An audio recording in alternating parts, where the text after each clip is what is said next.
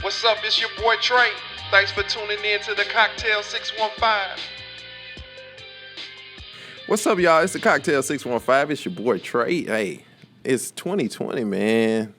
If I was born in 1982 and it's 2020, it's starting to seem like a long-ass time I've been alive, just in my opinion, you know what I mean? So, and I got some folks that's in here today that are older than me.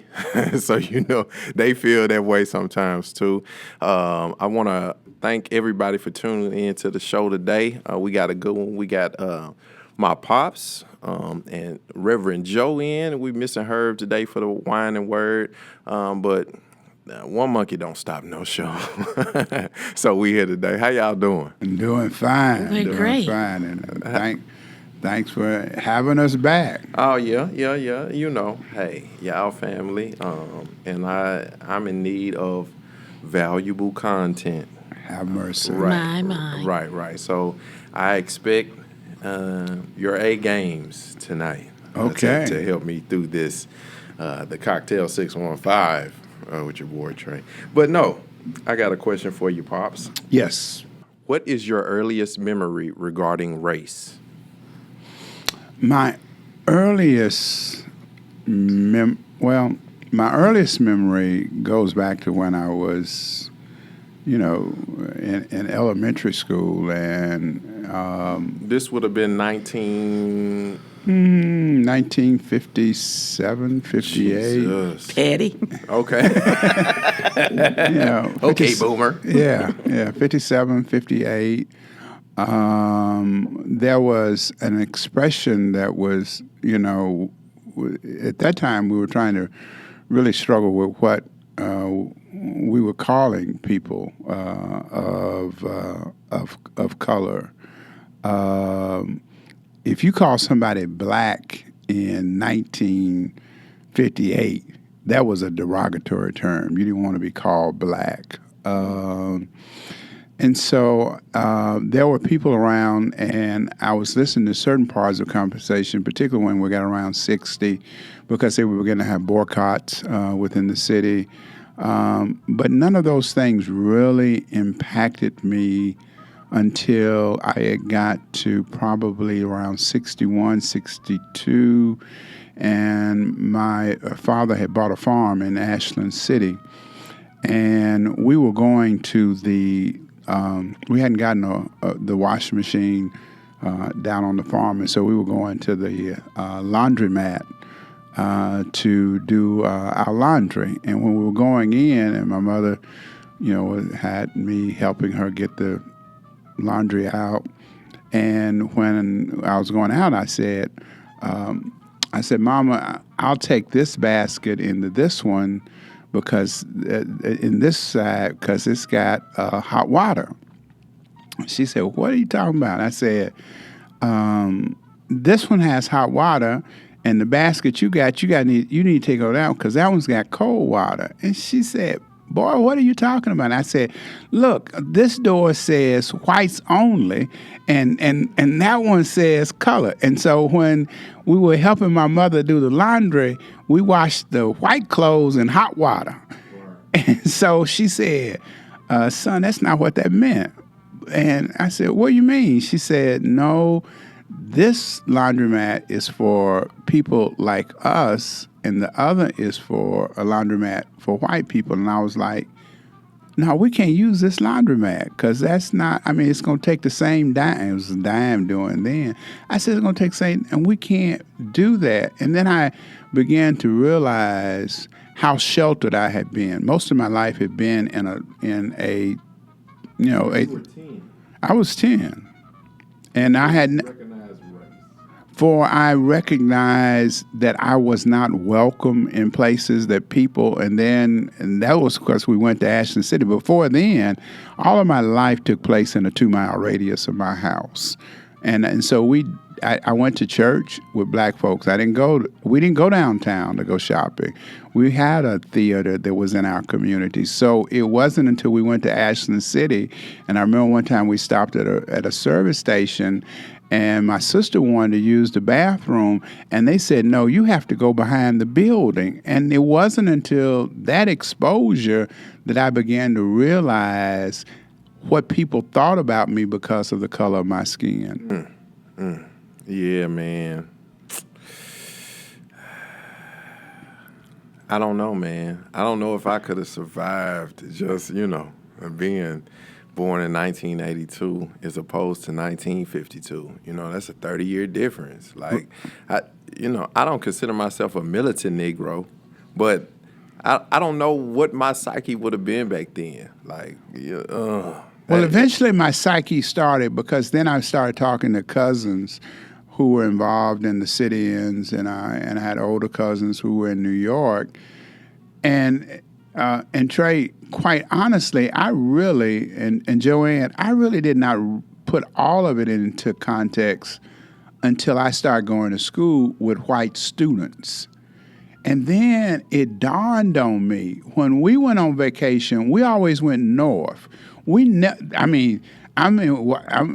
standing with white students, and they talking about for the summer, they went down to the beach, and they went to Florida, and they went down to Mobile. We went to New York. We went to Canada. We went to places where we could go into places. It didn't dawn on me. I just thought my daddy and mama were cheap, that we took our lunches when we went on the road in a shoebox. I didn't know we couldn't stop in the places.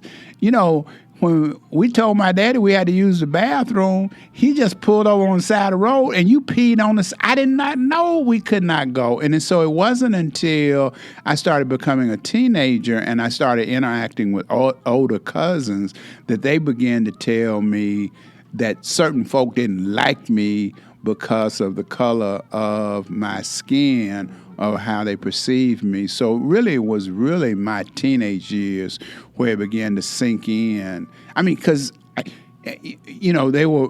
Well, okay, yeah. Hold on. Okay. I think that I was aware of race out of the womb. I don't remember a time where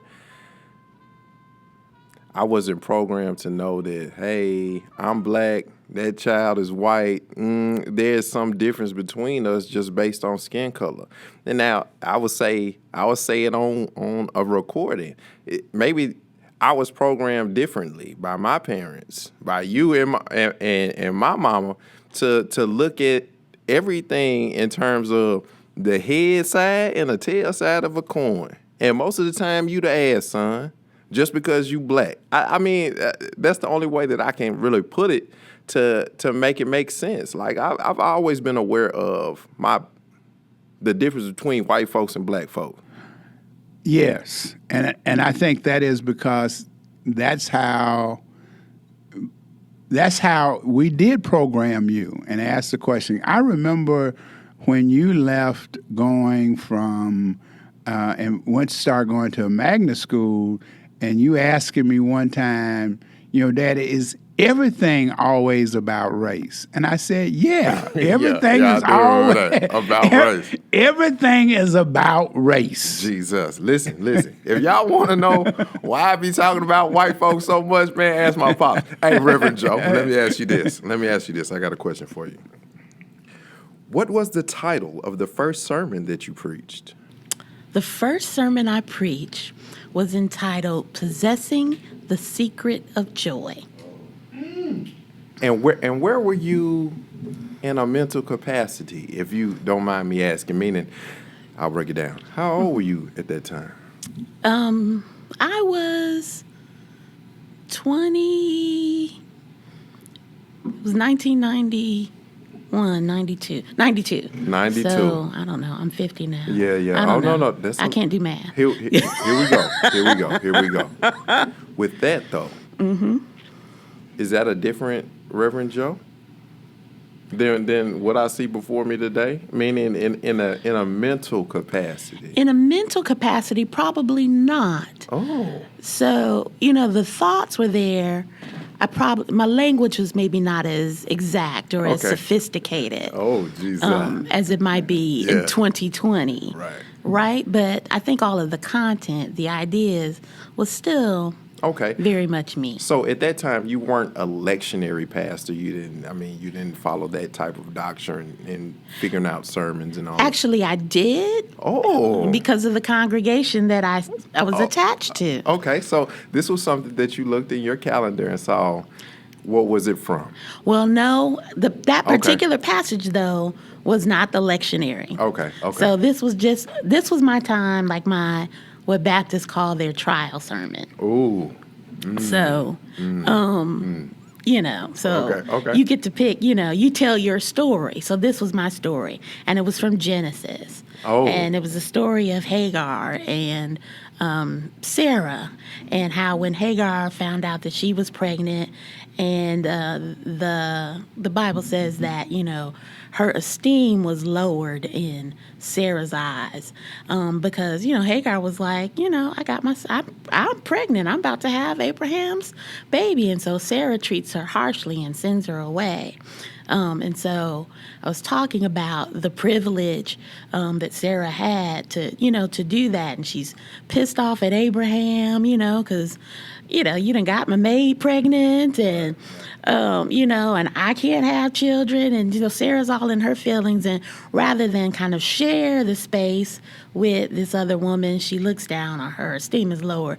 But because Hagar thought more of herself, Hagar found her joy, her place, so she was all right. And so that was kind of the hint, or the message was like, no matter what anybody else says about you or thinks about you, you've got to find your own sense of worth, your own sense of joy. Sure. Now, at that time, are you preaching to yourself? Oh, absolutely. It was my story. Absolutely. Okay, so Trey, can I just ask? hold on. Hey, write it down. Hold on. No, because I want to ask Reverend Joe, has she preached that sermon again? Oh, Listen. I'm sorry. Listen. See, yeah. If you were to preach that sermon now, would you take the same approach? Is that something that no matter when you hear it, no matter when you preach it, it's always going to be the same? Or as your life changed from 1992 to 2020, that has new experiences, new exposure? Yeah. I have never preached that text since then. That was the first and the last. But I think it was appropriate, right? Because this was my introduction to like the church, if you will. And this was me kind of saying definitively who I am and letting the congregation affirm that. So I feel like, and it's kind of who I am today. I don't repeat myself.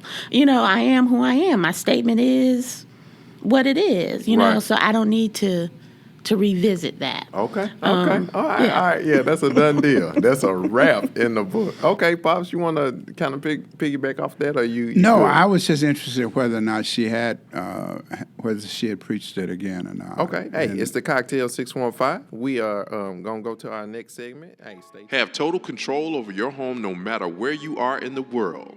Titan Home Security. They got smart home security equipment at no cost for equipment with free installation and activation. Packages starting at $39.99 flat rate. Contact Dustin Hall, manager at Titan Home Security, 615-601-1760. Use promo code COCKTAIL. That's promo code COCKTAIL. Oh, what's up? It's the Cocktail 615. It's your boy Trey, man. We gonna keep it right on moving with the show today. And today I kind of want to do one of the staples of the Cocktail 615, the word of the day. Reverend Joe has used some words in our recordings, and I'm like, I need to write that down because I really don't know what she's trying to say. And I should. But anyway, the word of the day, Pops, if you haven't listened or you don't know how it goes, is I give you a word. And if you know the word, cool, boom, I'm going to give you a point. If you don't, you still got to make up something in which you think it is, right? So I can remember you saying on one of your Facebook posts, if you knew what my word of the day was, you would go to a cupcake collection and get you a cupcake. I think you said that one time. Right, okay. So this is your chance. This is your chance to shine. And I like strawberry ones. You know what I'm saying? So if I give you the word, you know you got to buy both of us a cupcake. Is that a deal? All right, cool. Boom. So the first word I'm going to give you is, this is for Reverend Joe. I give Reverend Joe. Aphorism. Aphorism.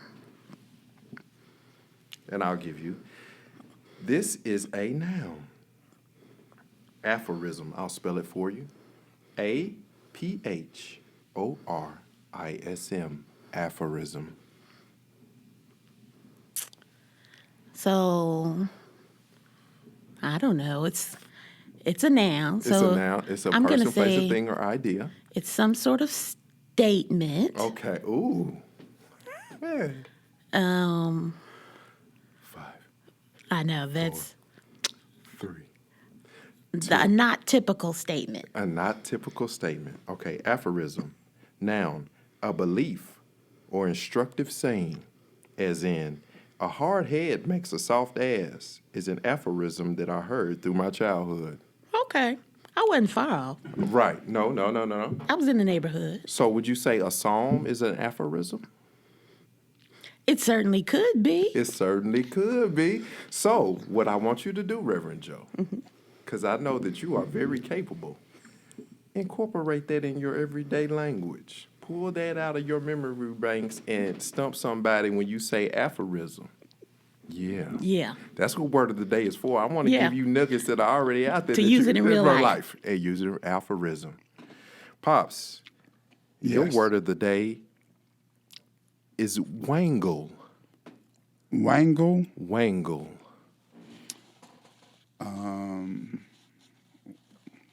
Wangle. It's a Is it- verb. It's a verb. It's a verb. Wangle. Wangle.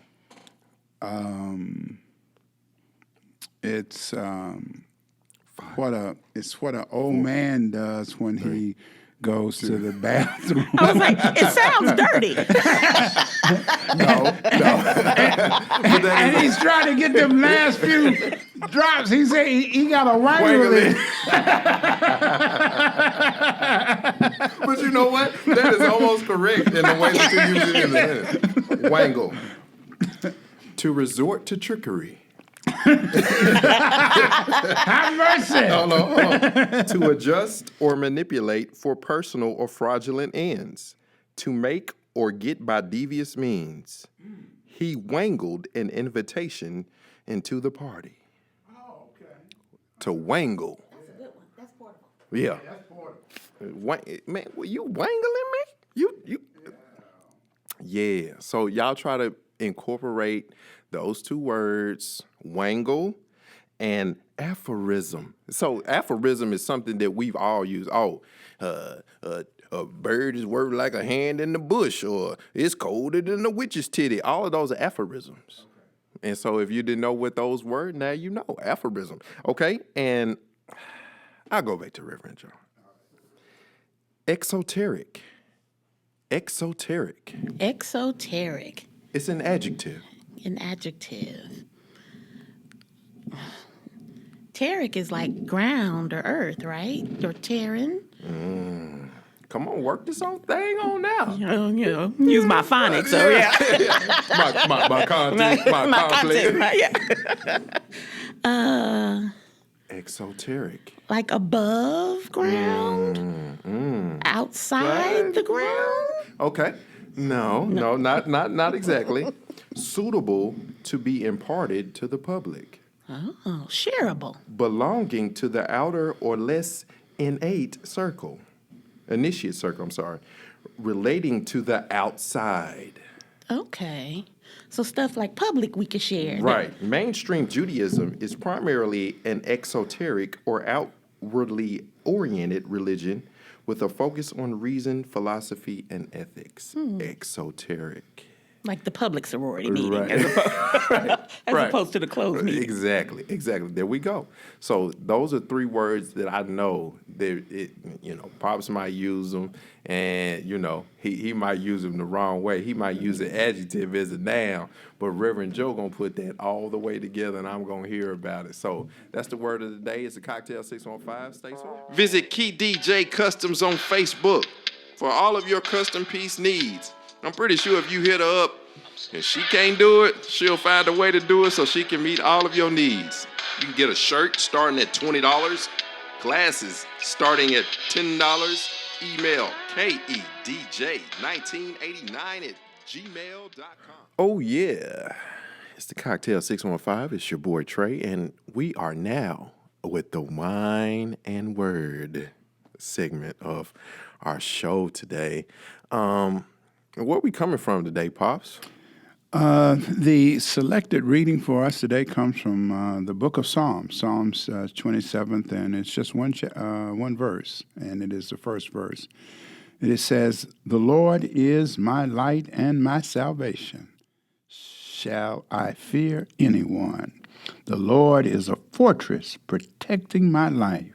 Should I be frightened of anything?" Let me. So with Psalms, right? Psalms is pretty much the songs of the church, or what they think that you should be saying, like in terms of songs for the church. Because when I did my little research, now it said Psalms translated is the words accompanying music. Period. So these are like the lyrics that AZ lyrics. If you want to find out what Jay-Z said to Beyonce, this is what you want to look at. The Psalms of, I guess this is the Old Testament or the Old Testament. They were, 90. I would imagine 95% of the people during that time were illiterate. We didn't have like the order of worship, the book of worships and bulletins like we have now. We didn't have hymnals and stuff. And so these would have been psalms, would have been words that would have been passed down. Whenever I think about the Psalms, I think about little kids, when I used to go into my daughter's classroom, and they used to say these kids can't read and they can't do this and they can't do that. But they could quote every rap. I mean, I could not understand it. To some degree, this was the language of the people. These were words that were used in worship. These were words that were used as they traveled. These were the words that gave them both the strength that they needed at times of difficulty, the words that gave them comfort when they were in the midst of the sorrow. And so these were passed down and they were shared with one another, and it was something powerful about the fact that there were shared experiences. And so that's why the Psalms became important for people. Okay. Now, again, this is the Old Testament. So in terms of my maturity as a Christian, like, how should I incorporate the book of Psalms into my spiritual life? How should I read it? Because the King James Version, it's a lot of prelude into, the son of such and such had daughters of blah, blah, blah, sons of blah, blah, blah. So how should I incorporate that? Is to say, let me turn, because my grandmama, rest her soul, the 23rd Psalm. She had that on her on a blanket, on another little piece in a room. Folks pick out certain Psalms as to kind of shape their life, I guess. I don't know, but tell me how I should use the Psalms. Well, I think you should. Hold on. Here we go. Come on. Well, I think they're precisely what you said, that they're those things that when you feel a certain way, when you find yourself in certain situations, you can call up, that song, that phrase, those words that make you feel better about it, or Sure. at least take you to that place. Like, Yeah. we didn't have A to Z lyrics when I was growing up. We had actual magazines with the lyrics to the songs Right. printed in them. Okay, And so okay. when I wanted to know what the record said, I would Right. get the magazine and flip to and see, the words to the song Right. to make myself, feel better or Yeah. feel sad or whatever I wanted to feel. Do you have a favorite song? Do I have a favorite song? Yeah.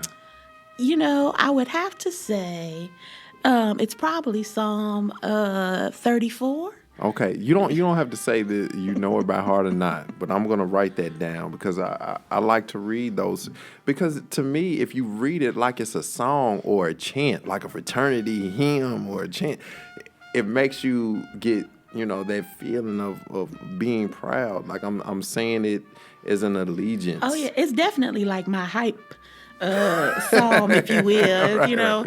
What Psalm you 34. Yes, indeed. Okay. What you open worship with, what you get excited to come to church about. Okay.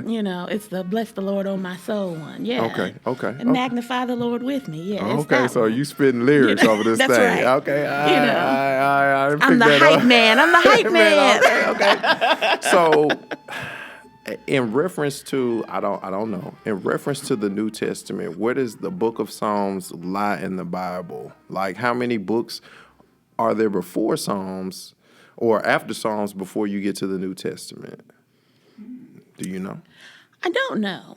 So, like the Old Testament, there are three sort of divisions. There's like the history, the law, the Torah. There's the prophets, the Nevi'im, and then the wisdom writings. So it's the Psalms and Proverbs, kind of the feel-good ones. Right. Okay, so in terms of the construction of the Bible, the Psalms would have been written like after. I kind of think about that. Are we reading the Bible in proper chronological order in that way? Or should we start some way? Like, for me, when I want to start cleaning up on Saturday morning, I turn on some music. I get my blood flowing because I'm musically inclined in that way. Like, music makes me do things, make me stay out all night, make me come home early, as Al Green would say. But no, it is one of those things that I think if you use the tools of the Bible in the right way to motivate you in the right way, like, how would you say that the Psalms are supposed to be in your spiritual life? Because I think, you read Genesis and you read some of the other ones, and then once you get to Psalms, it's like, now you teaching me the Psalms? What I would suggest, and I encourage people to use the Psalms as devotions, and to read them and to be able then to reflect and to be able to understand that you're not the only one who has gone through those experiences. That there are other people who have gone through that experience. I mean, it's understandable when you say the Lord is my shepherd, I shall not want. I mean, everybody has been at that place, at that moment in their lives where they needed that comfort that comes from that verse. For me, my favorite is, Psalms 139, where he talks about, search me and you know all about me. And there are moments when I have my own personal doubt that I'm able to turn to that psalm and to be able to understand, even though I'm walking around thinking I'm confused, that God knows what I need and that God will be able to send and to provide for me. So, anybody that was looking at it, and I would say, it becomes significant for us, of people of faith, to know that there are other people who have experienced it, but even someone who is not a person of faith, to be able to look at the Psalms and to know that the experiences that are related in those are important experiences. And we get strength in knowing, that there is a God who goes with us. But even if we don't believe in that God, to know that that nothing that we have experienced is unique in and of itself. I want y'all to check out my boy Leon Tillman at LT's Woodworks, creating crafts and pieces with one of nature's most versatile resources, wood. You can find him on Instagram at LTS Woodworks LLC. Make frames, tables, stools, centerpieces, a whole damn table, you know what I mean? So go ahead, check out his Instagram page. That's LTS Woodworks LLC. Or you can even email him at ltswoodworksllc@gmail.com. You can call him on the phone at 202-854-1387. Woodworking. Yeah, it's the Cocktail 615. It's your boy Trey, man. We're going to get into our question portion of the Word and Wine today. And I have a lot of my listeners, man. I don't have any subscribers yet, but I probably have 300 and some odd followers or people that like the page. So I don't know if y'all listen to it like that. But Reverend Joe, let me ask you a question. If the Lord is your light and salvation, should you fear anyone? The Lord is a fortress protecting your life. Should you be frightened of anything? Absolutely, I should not, because you have sort of the Lord going in front of you. But I think what resonates for me with that question is that I absolutely, though, am afraid of a lot of things. Absolutely. That, you know what I mean? I often have moments of tremendous fear and anxiety and questions and concerns. But the psalm kind of shakes me out of that, right? It kind of calls you back to say that, yes, you have these really palpable, visceral expressions. But, you've answered the question. Should I be afraid? Absolutely not. Should I be concerned? Absolutely not. Why? Because there's something greater, there's something larger, there's something before you, right? Okay. Protecting you, going ahead. Okay. Yeah. All right. Hey, I like that emotion. Pops, what about you? Let me ask you the question. If the Lord is your light and salvation, should you fear anyone? And the Lord is the fortress protecting your life. Should you be frightened of anything? I'm like Reverend Joe. I shouldn't be, but I am. But I come at it, a little different in that while I want to trust God in all that I am, there are always these moments of doubt of where I wonder if I have so disappointed God in other ways that God says, okay, well, if you want to do that on your own, then go ahead and just do that on your own. And that's where I've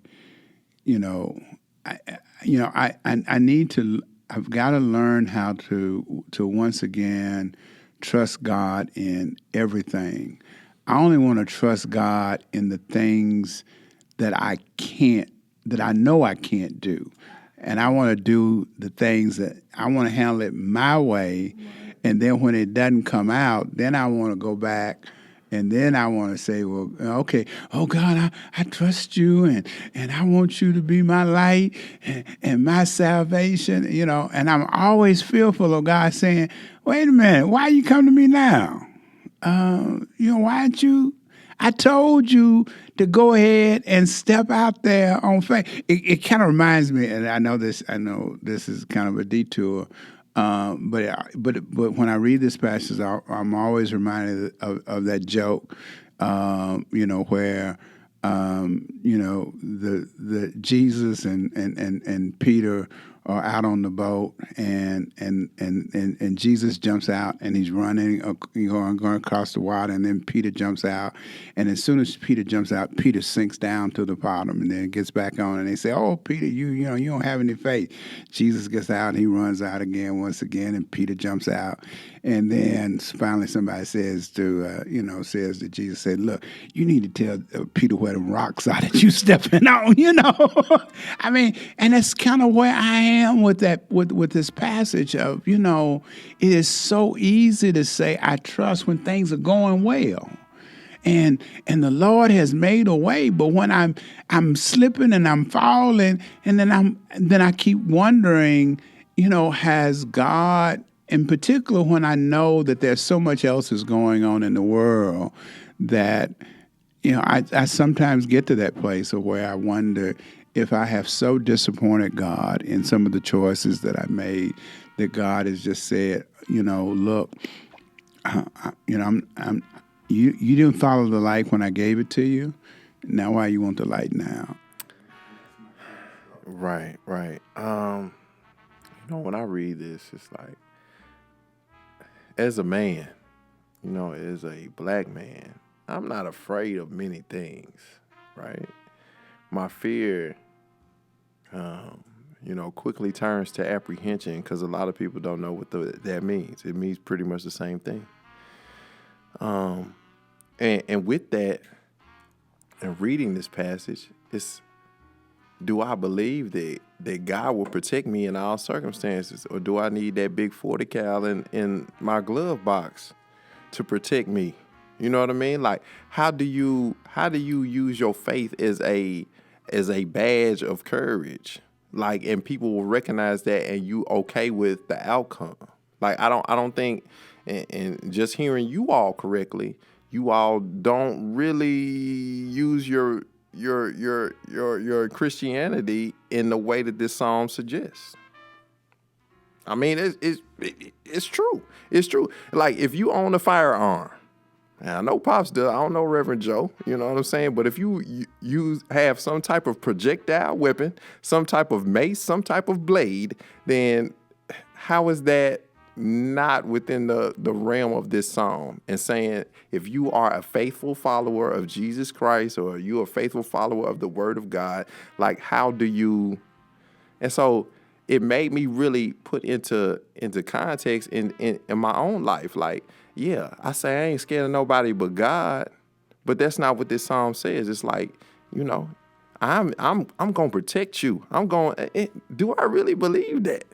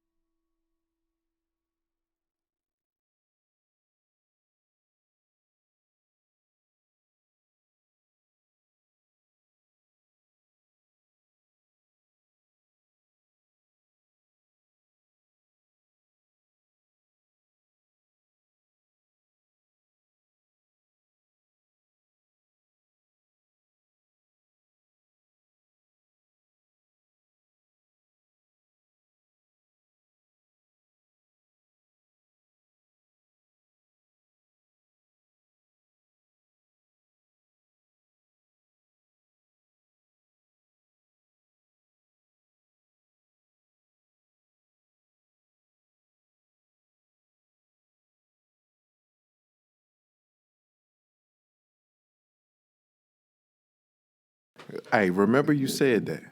Remember you said that. Okay. Now, Reverend Joe, if you were, you said at some point in time you were a lectionary pastor, right? Mm-hmm. So how would you use this passage to, let's say, challenge our community? Like, how would you say, this is on my calendar, I'm going to use this? Like, what point of emphasis? Like, you had your first sermon, you know, you knew how you was going to lay that out. See how I tie that shit together? You Excuse did. me, tie stuff together. You wove it You know together. that, right? How would you use this sermon to, you know, kind of comfort us or challenge us? What did I say? Challenge? You said challenge. Yes. How For would you use sure. it? I want to go off on a tangent so bad because I'm like, I Come don't on think you with should. it. Come I don't on. think you should. You can preach a song. Oh, I don't. They're not. They're songs. They're chants. They're designed to stir up emotion. They're designed to make you feel a certain way, to have a certain experience. So, and you're going to experience that differently than I would or Sonny would. So I can't definitively say, you know, when I read Psalm 27, that this is what this is about factually and historically or literally. No, it's what it means to me. It's personal. Jesus. So, I don't think you can preach a psalm. What I can do is talk about how I experienced it, how it made me feel, and so that then you can glean some sort of Right. You can Clarity interpret on that Yeah, for yeah, yeah. yourself, Okay, right? Okay. So I like that. I like that. so for me, it would be what the light sort of represents, right? And the challenge I think in the psalm, because I'm a creature of habit and I'm a little bit of a hermit. I like it dark. Yeah. You and me both. At home. And what does the light do? Part of the reason, though, I like it dark is because sometimes you can't see some of the stuff. You turn on the light and you're immediately able to see, I need to mop. Yeah. I need to do laundry. Yeah, I need to, but when I'm in the dark, sometimes, I don't. I can look past that. I can overlook some things. Or I can say that I don't see it. I don't see it. I know I might suspect it's there. Right. But I don't see it. I don't have any evidence. Jesus. But the light comes to expose, to show us and to say, you've got to confront this. You got to deal with this. But the comfort is, right, we don't do it alone. That there's somebody, the Lord is your light. Okay, all right. The Lord is our salvation. Come on, Pops. So what are you thinking about for your sermon on this topic? What do you? I mean, when you read that as a lectionary pastor, what mind does it put you into? I don't know how you prepare. Do you go like in the back cave, or do you step in the phone booth, or do you need some type of meditation on this psalm? Do you read it in its entirety? Like, how are you gonna present this to our congregation to say that this is something that challenges us or comforts us? Well, as I was listening to Reverend Joanne, and I, just immediately went back and thought about it. Most of the times when I use the Psalms, I too don't use the Psalms from a sermon, from a theological standpoint, or even from a homiletic standpoint. Most of the times, Homiletic. Most of the times when I refer to a psalm, most of the time it's generally as comforting, both either to the community, most often to a family who has experienced loss, and I will use it as a way of just saying that not only do am I trying to have empathy with what you're going through, God has that same empathy for you in the midst of what you're going through. Okay, and so if I were going to, God hopefully this would not happen. But if I were going to use it, you are going to use it. Well, as I use it, I would probably deal with the fact of the number of people of whom believe and trust that God was going to be their light, was going to be their salvation, and it didn't happen. Mm-hmm. But even though it did not happen, it does not mean that God has forgotten them and forsaken them. And for those of us who remain behind, that it challenges us, that it also challenges us to be light. As you all talked about, yes, it's easy for us to hide in the dark and to know that these things, that the room doesn't, that the room is dirty. But I think it also challenged us to say that sometimes that we've got to walk into some people's rooms and to say, look, I know your room is dirty. Can I help you clean your room up? Can I be the light in the midst of that? I know you experience this kind of disappointment, but can I be an instrument of light? Can I be used by God to be a part of that light? And to know that God hasn't forsaken you in the midst of all of that. Reverend Joe, we've been talking about the psalm and how it makes you feel in the spirit, and what it causes you to move. But how do you feel about the efficacy of prayer? Do you think that if you pray this way or if you pray that way, then your prayers will be answered? Have you ever had a prayer that was not answered in the affirmative, that you just felt like, I'm doing this for nothing? I absolutely have had prayers that I felt were not answered. But again, the answer was no. And I had to deal with the fact that the answer was no. Yeah, but how do you deal with that, though? Based on, like, the Psalm 27, what did it say? The Lord is my light and salvation. So if I'm asking for this, if this is what I'm asking for, Lord, and you can't make my mama well, you can't rid her of her disease for me, Lord? Like, how does that? How do you come back to the table with other prayers if the one prayer that you constantly prayed was not answered? I mean, it's just like your parents don't give you everything that you ask for, but you never doubt that they don't have your well-being in mind. They feed you, they clothe you, they take you to the doctor, maybe. I mean, they do what's necessary for you to be the best man that you can be, but that doesn't mean that you get everything that you ask for. Come on, Reverend Joe. Now how do we chalk that up as Christians? Like, that's just God's will. He didn't want it to be that way. He got something else in store for me. He has ordered my steps. We got all of these psalms, these Kirk Franklin psalms that we have been programmed to say when something don't go or something doesn't happen based on how we feel like we're a Christian, to solve those problems. I mean, but that's the essence of faith right there. Like, God doesn't owe us anything. That, it's not some quid pro quo. Like, if you do this, then I do that. God is God, and God is worthy of our worship and our praise. That's what our faith is, even if God didn't do anything else for us. Oh my! Is that a song? Tell me what song that is. Come on, Pops. What do you think? I need you to really help me with this, because this is something that I struggle with. And I used a real, touchy thing, man, sometimes I feel like my prayers aren't answered in the way that I want them to be answered. You know what I mean? Like, yes, I pray for this. I pray for that. I pray. And this is a prayer that is not about me. This is a prayer that is about someone else, Lord. When I have a prayer that's not answered in the way that I want it to be answered, then I immediately question whether or not I have prayed the right prayer.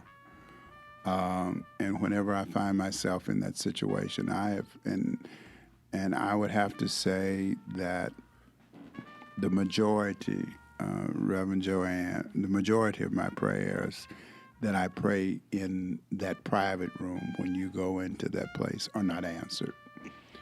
But whenever I feel like I've earnestly prayed and I have poured my heart out, then I go back to Psalms 22, and I go back to Jesus.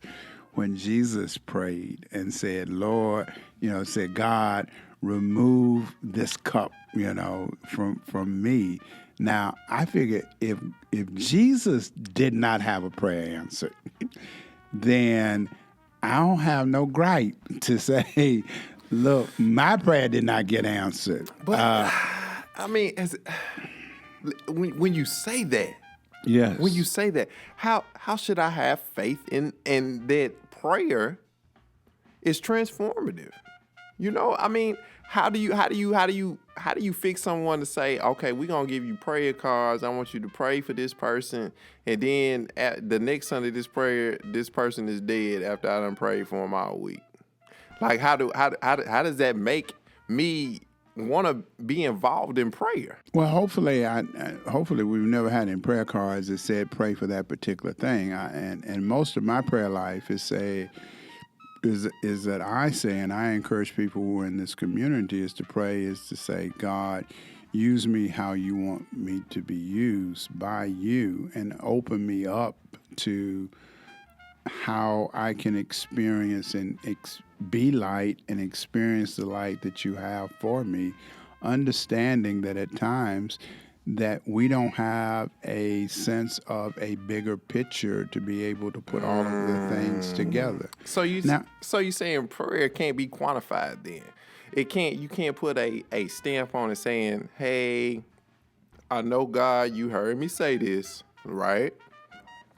And I've said this probably 12 times, in the past month or so. It's 30 days out of a month. You're supposed to pray every day or every whatever y'all do. But it still turned out wrong. It still turned out bad. Like, how am I supposed to then adjust myself to the way to thinking like, oh, everything is going to be all right?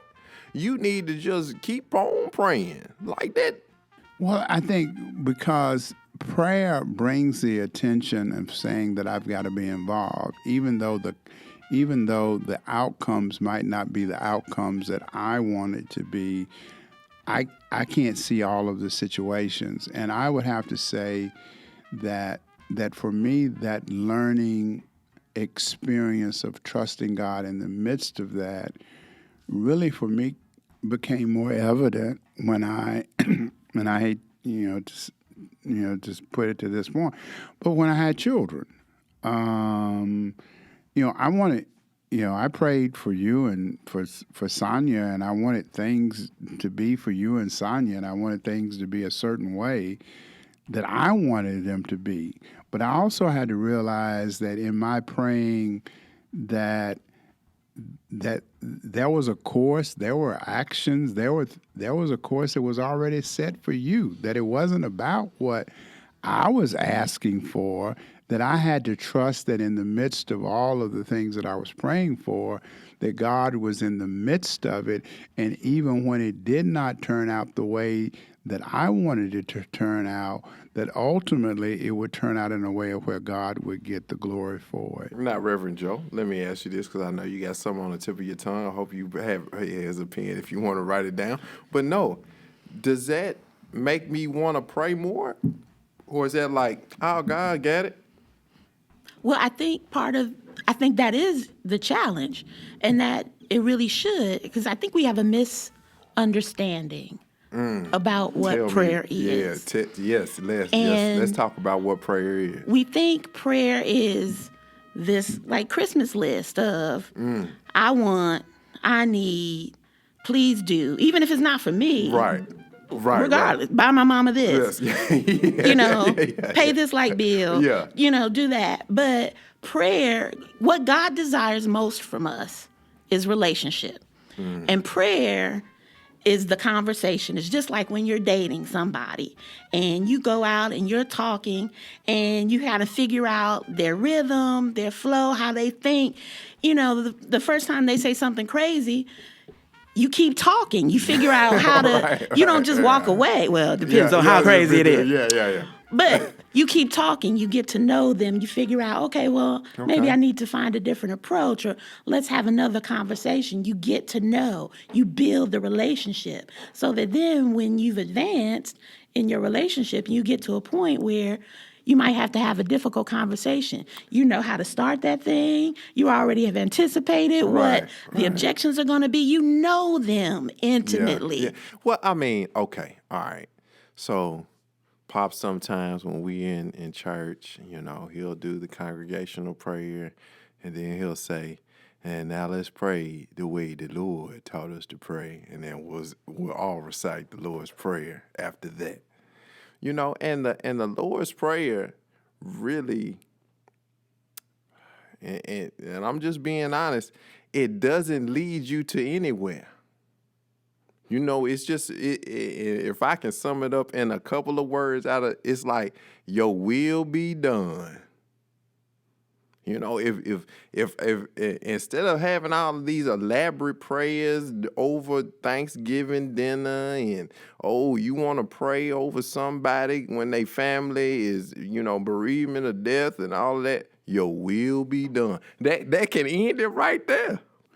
But but what happens beforehand is to give context to the community and to help the community understand that we all come with a whole lot of issues, that we all come with a lot of concerns, and it acknowledges that there is a connectiveness in the midst of all of it, but ultimately that it boils down to is that we are trusting in God. Okay, let me ask. Okay, so the Lord's Prayer, right? All right. So that was something. Tell me how that story goes in the Bible. Is this what Jesus? How did that work? Like, what did he sit down and tell his disciples? Hey, if y'all want some, if y'all, this is how y'all pray. Like, because that's the way that you put it. This is how our Lord taught us to pray. Well, no. What happened is the disciples were looking at that. It seemed like Jesus was getting his way. That Jesus was healing folk, Jesus was doing great things. And so they thought, okay, well, it's got to be magic in the prayer. So they go to him and say, teach us the secret. And then he says, wait that's a what minute. I'm saying to y'all. Right. And then he says, no, it's no secret. What you need to be praying for is just to be able to have a level of trust and say, one, what you all are asking for is unreasonable, first of all. Oh, yeah, I want a Bentley, a Hellcat, and a 4-story house with 5-car garage. Please, Lord. And then Jesus says, no, what you need to be praying for is to make sure that your ass got some food. Right. You got shelter. You got some shelter. That you got somebody that cares for you. Right. I mean, so back to Reverend Joanne when she talks about the conversation. Yes, when you have a conversation with people that you love, and I'm hoping that when you are praying to God, you're praying to God because you love God and you know God loves you. And you're saying, these are the things that are on my heart. These are the things that I am concerned about.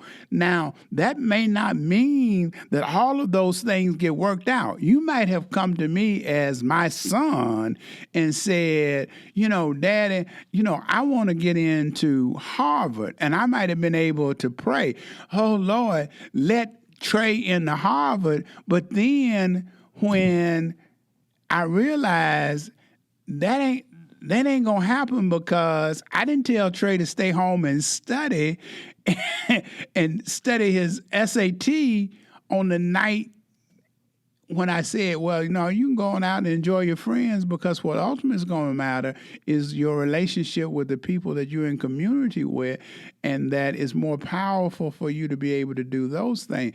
It is the conversation and saying, these are the things. And so when we do it in the community, we want us to know as a community what we are currently going through. And in many cases, I want to make the point is that we don't need God. We got answers with each other. Reverend Joe, what you learned today? What you pick up from this show? I think we covered a lot. You know what I mean? And I think that you have gathered a lot about me in terms of my Christianity and my prayer life. I have some kind of resentment towards prayer. I ain't gonna lie. I do.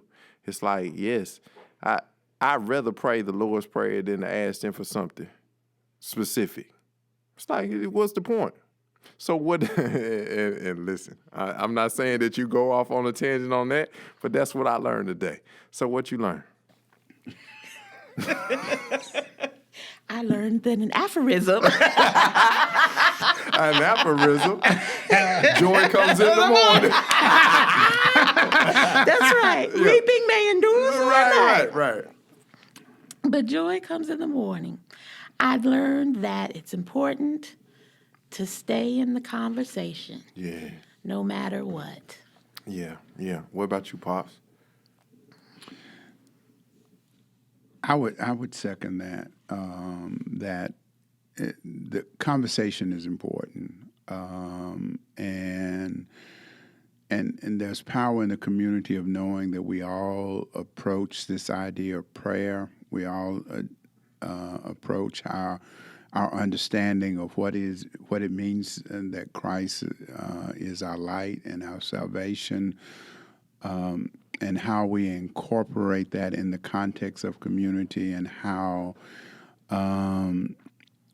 for me, that my prayer may not be answered when I pray it, but I can see evidence of when prayers are answered by other people, and so that I know and I believe that God is still answering prayers. And so it becomes important for me to make sure that I am praying for the right thing, and that I am not envious or jealous when others' prayers are answered, and when it doesn't appear that my prayers are not answered in the way that I want to. And so tonight, this segment helped me to understand that, not only from a context of my personal experience, but what it means in the context of community.